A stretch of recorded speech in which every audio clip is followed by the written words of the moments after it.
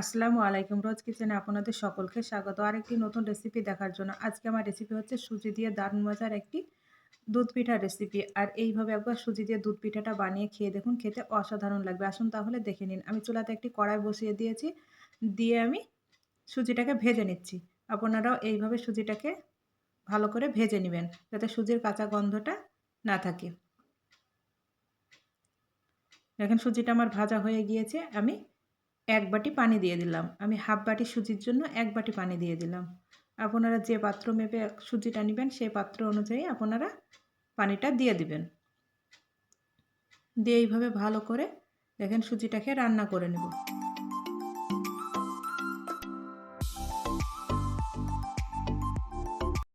রান্না করে একটি খামির তৈরি করে নেব। আর খামিরটি একটু শক্ত করে নিতে হবে। আমার এই রেসিপিটি সম্পূর্ণ দেখার জন্য আপনাদের কাছে অনুরোধ রইল।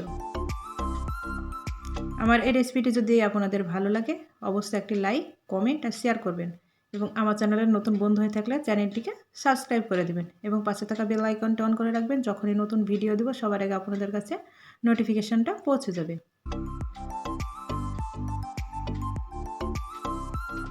দেখেন আমার খামিরটি হয়ে গিয়েছে আর এই রকম করে খামিরটি তৈরি করে নিতে হবে। আমি চুলার আঁচটাকে বন্ধ করে দিলাম, দিয়ে একটি বাটিতে দেখেন ঢেলে নিয়েছি। দিয়ে খামিরটিকে একটু ঠান্ডা করে নিয়েছি। হালকা গরম থাকতেই গুঁড়ো দুধ দিয়ে এইভাবে মেখে নেবেন। প্রথমে আমি 1 টেবিল চামচ গুঁড়ো দুধ দিয়ে ভালো করে মেখে নিয়ে আবারও 1 টেবিল চামচ গুঁড়ো দুধ দিয়ে দিলাম। এইভাবে আপনারা গুঁড়ো দুধটা দিয়ে ভালো করে মেখে নেবেন। আর আমি এখানটায় 3 টেবিল চামচ গুঁড়ো দুধ ব্যবহার করেছি। আর এই দুধটা একসঙ্গে দিলে দলা বেঁধে যাবে, সুজির সঙ্গে ভালোভাবে মিশবে না।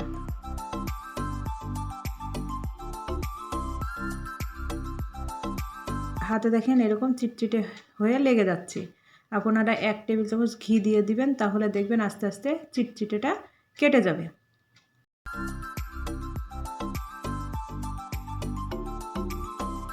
এইভাবে ভালো করে মেখে নিতে হবে। আর দেখেন ঘি দেওয়ার পরে দেখেন কত সুন্দরভাবে ডোটি তৈরি হয়ে গেল। দেখেন ডোটি আমার হয়ে গিয়েছে। একটু লেচি কেটে নিয়ে হাতে এইভাবে গোল করে নিয়ে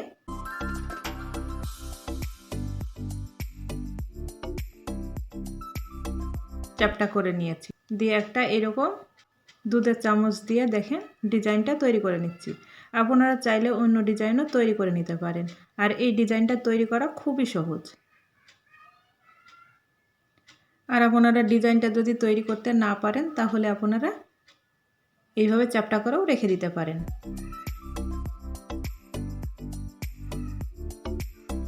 দেখেন কত সুন্দরভাবে হয়ে গিয়েছে ডিজাইনটা। আর যখনই ভাজবেন তখন এই ডিজাইনগুলো আরও ফুটে উঠবে। দেখেন একইভাবে আরেকটি আমি করে দেখাচ্ছি।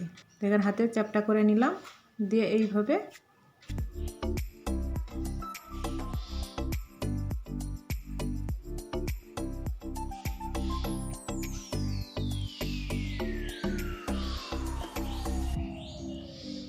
দেখেন এটাও কত সুন্দরভাবে হয়ে গেল। আপনারা একবার দেখলে এই ডিজাইনগুলো তৈরি করে নিতে পারবেন। আরেকটু করে নিচ্ছি।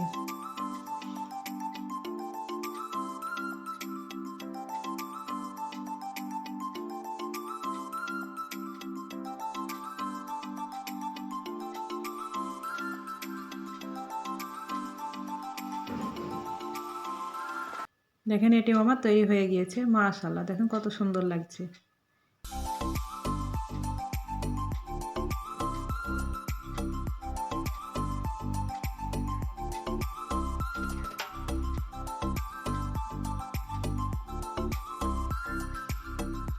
আর একইভাবে সব পিঠাগুলোকে আমি বানিয়ে নিব।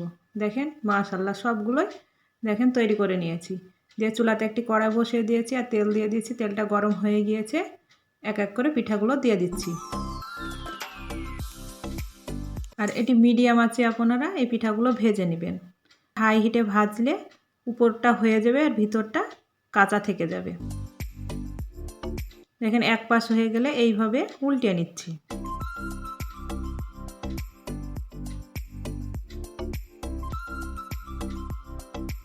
আপনারা তো দুধ পিঠা অনেক রকম খেয়েছেন, কিন্তু এইভাবে একবার সুজি দিয়ে এই দুধ পিঠাটা বানিয়ে খেয়ে দেখুন, খেতে দুর্দান্ত হবে। এত সুন্দর নরম তুলতুলে, মুখে দিলেই মিলিয়ে যাবে।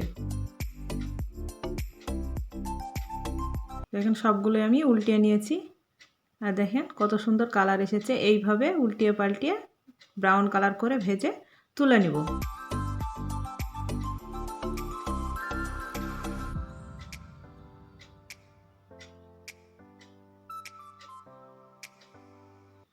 একইভাবে আমি সব পিঠাগুলোকে ভেজে তুলে নিব।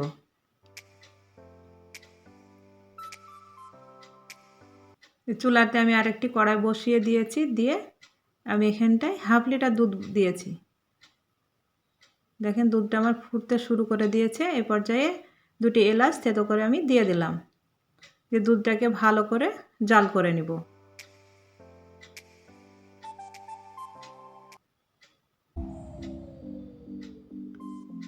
দেখেন চুলার আঁচটাকে আমি বন্ধ করে দিলাম, দিয়ে কিছুক্ষণ নেড়ে নিয়ে আমি খেজুর গুড় দিয়ে দিলাম।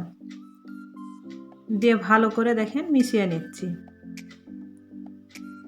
আপনারা দুধটা ফুটবে ওই সময় খেজুর গুড়টা দিবেন না, তাহলে দুধটা কেটে যাওয়ার ভয় থাকবে। আপনারা চুলার আঁচটাকে বন্ধ করে খেজুর গুড়টা মিশিয়ে নিয়ে তারপরে চুলাতে বসিয়ে দিবেন। দিয়ে দেখেন চুলাটা ধরিয়ে আমি পিঠাগুলো দিয়ে দিলাম। দিয়ে এইভাবে ভালো করে নাড়াচাড়া করে নিয়ে চুলার আঁচটাকে হাই করে 2 থেকে 3 মিনিট ভালো করে ফুটিয়ে নিব।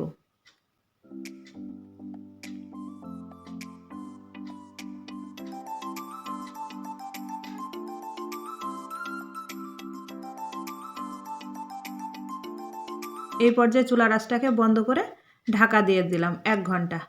1 ঘন্টা পর দেখেন মাশাআল্লাহ কত সুন্দরভাবে রসটা টেনে নিয়ে ফুলে ডবল হয়ে গিয়েছে। আর এই পিঠাগুলো তৈরি করা খুবই সহজ, একবার দেখলে যে কেউ বানিয়ে নিতে পারবেন। খেতেও কিন্তু দুর্দান্ত হয়।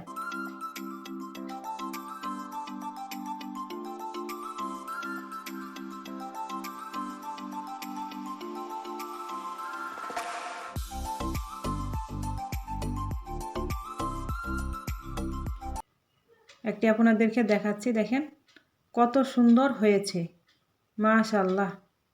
আপনারা একবার হলো বাড়িতে এইভাবে বানিয়ে দেখুন, কত সুন্দর নরম তুলতুলে হয়েছে,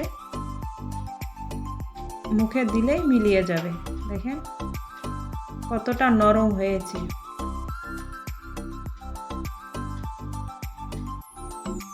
একটি কেটেও আপনাদেরকে দেখাচ্ছি কত সুন্দরভাবে নরম হয়েছে আর রস নিয়েছে। দেখেন আজ এই পর্যন্ত, আবারও কোনো নতুন রেসিপি নিয়ে আসবো। ভালো থাকবেন, সুস্থ থাকবেন, আমার জন্য দোয়া করবেন। আমার রেসিপিটি কেমন হয়েছে অবশ্যই কমেন্ট করে বলবেন।